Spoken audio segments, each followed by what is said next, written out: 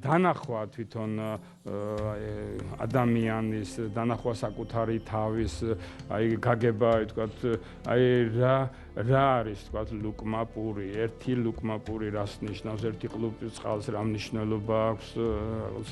რაღაცა მზის სხივს, რაღაცა ეს მთაში ბევრად ადვილად ხდება. ორშაბათიდან ორჯერ უშვიდან დაუშვი ფეხმოტეხილი, ერთხელ პობედიდან და ეხლა კი მიწევს რომ ავიღო და თოკი გადაუჭრა, თოკი რომელთაც მუდმივად ასე ვთქვათ მიცავდა. კედლის სიმაღლე დაახლოებით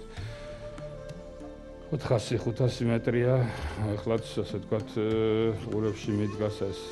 თვითონ ხმა ვარდნის და აი როგორც კი ჩამოდიხარ თქვენ მწვანეზე, ანუ სიცოცხლეში შემოდიხარ, იგრძნობა ყველა ბალახის, ყველა ყვავილის სუნი ცალ-ცალკე გრძნობთ, სულ ცალ-ცალკე, მაგრამ ეს